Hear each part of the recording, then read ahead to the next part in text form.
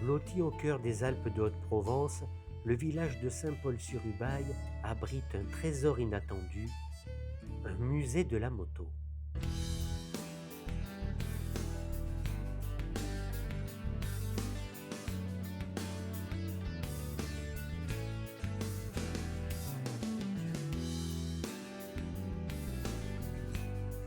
Près de 80 machines sont exposées dans cette ancienne grange.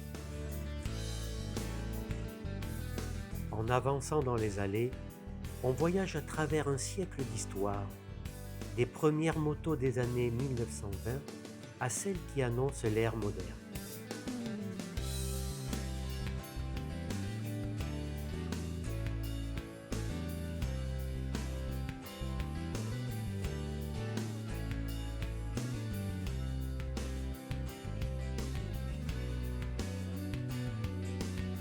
Les chromes brillent, les cuirs patinés rappellent les kilomètres parcourus, à l'image de cette Royal Enfield diesel de 1966, dont il ne reste que plus que 4 exemplaires en France.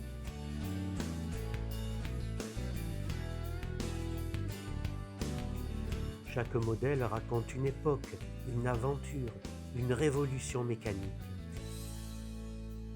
À commencer par cette Monet Goyon de 1923. Cette automouche, également Monet Goyon, de 1924.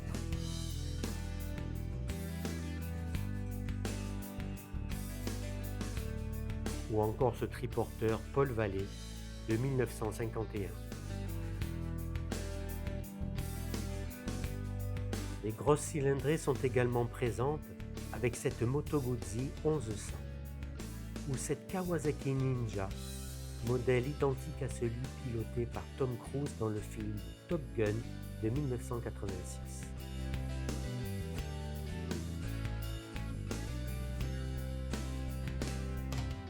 Ici, chaque moto a son histoire.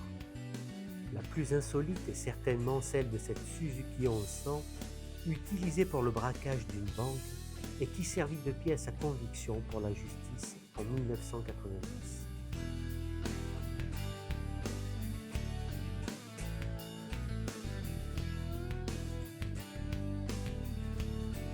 La collection a été enrichie par des dons, des restaurations de deux roues récupérées dans des granges ou destinées à la casse. Comme en témoigne Alain Gauthier, un des passionnés qui œuvre avec Dimitri Gonard à perpétuer cet héritage.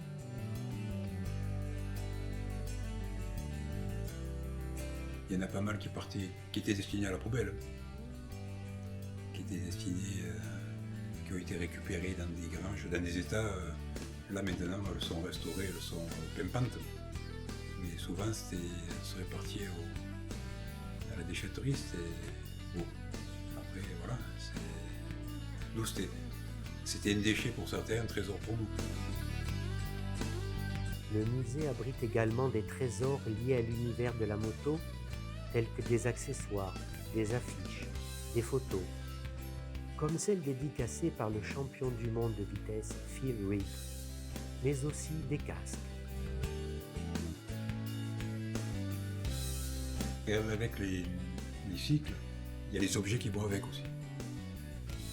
La fameuse pompe que tout le monde a pu voir devant le bistrot du Père Machin, qui fait le mélange, bref, qui n'existe plus de nos jours et qui existera de moins en moins puisqu'il y aura des véhicules électriques. La combinaison du pilote officiel Honda qui a été pour les cas. Il y en a un peu pour tous, chacun retrouve ce qui l'intéresse. Pour certains, il y a des trucs qui sont anodins, qui n'ont pas d'intérêt majeur. Pour d'autres, c'est le Graal du musée.